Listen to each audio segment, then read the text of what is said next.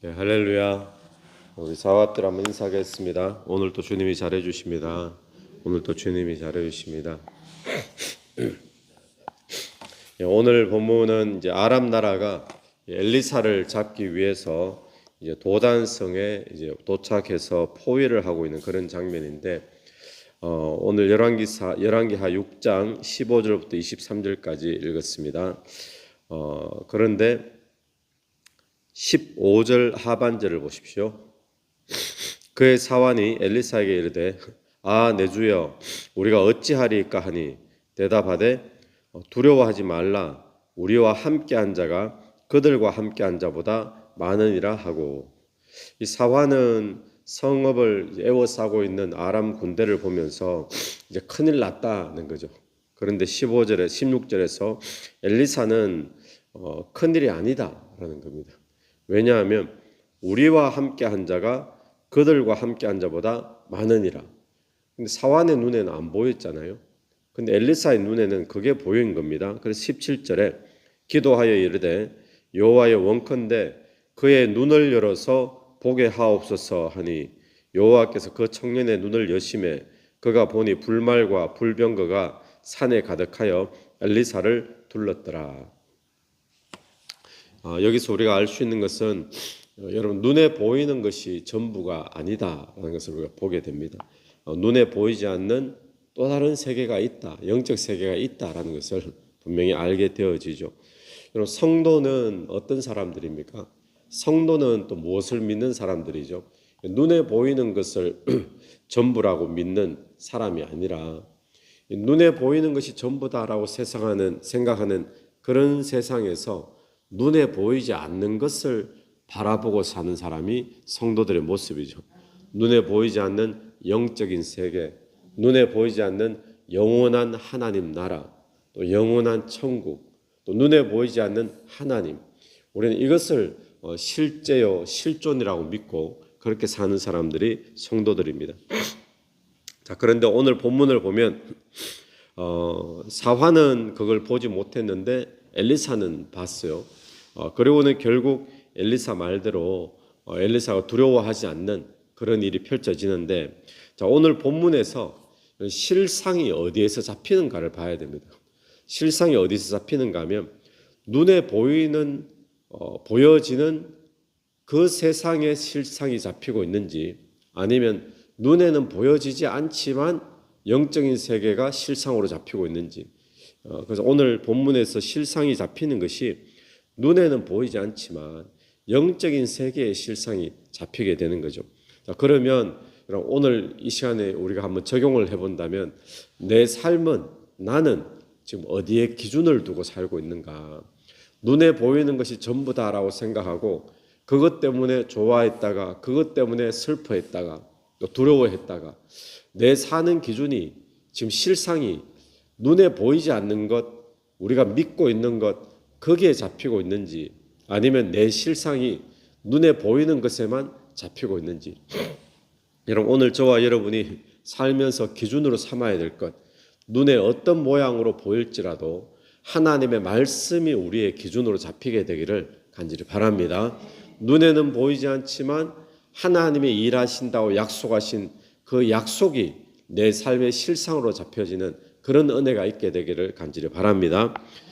영안이 열려지느냐, 영안이 닫히느냐, 오늘 그런 모습인데, 영안이 열려야지 영적인 세계를 볼 수가 있습니다. 그래서 17절에 엘리사가 기도를 하죠.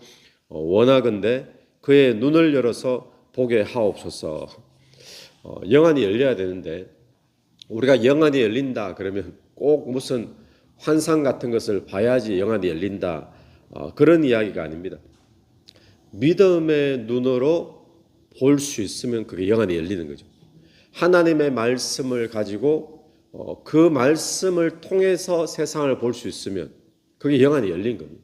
믿음의 눈을 여는 거죠. 근데 이 눈이 열려 있지 않으면 어떻게 되어질까요?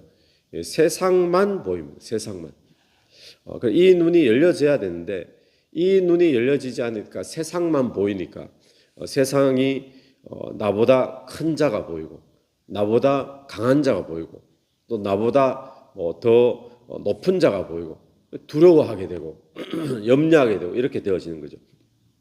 그런데 믿음의 눈이 열리면 뭐가 보일까요? 우리 16절 한 번 더 보십시오. 16절 대답하되 두려워하지 말라. 우리와 함께한 자가 그들과 함께한 자보다 많으니라. 믿음의 눈이 열리면 나와 함께하신 하나님을 보게 되는 줄로 믿습니다. 또 믿음의 눈이 열리면 나와 함께한 자가 더 많다. 나와 함께한 자가 더 강하다. 또 나와 함께한 자가 더 크다. 이걸 보니까 두려워하지 않게 되겠죠. 평강을 유지할 수 있게 되겠죠. 그래서 오늘 우리의 삶에 성도가 이 땅을 살면서 평안을 누릴 수 있는 것은 우리가 두려워하지 않는 것은 남들보다 내가 더 강하기 때문이 아닙니다. 또 남들보다 내가 더 크기 때문도 아닙니다. 무엇 때문이죠? 남들보다 보잘것없고 돈도 없고 가진 것도 없고 여러 가지 조건이 다 초라할지라도 성도가 평안할 수 있는 것은 우리와 함께한 자가 세상 것보다 훨씬 크기 때문에 그걸 누가 볼 수 있냐는 거예요. 그걸 볼 수 있는 사람은 믿음의 눈을 여는 사람. 오늘 저와 여러분의 믿음의 눈이 열려지게 되기를 간절히 바랍니다. 이 눈이 안 열리면 두려워할 일밖에는 없는 겁니다. 두려워 안 할 도리가 없는 거죠. 왜냐하면 눈에 보이는 게 다 크고 다 강하고 두려워 안 할 도리가 없습니다.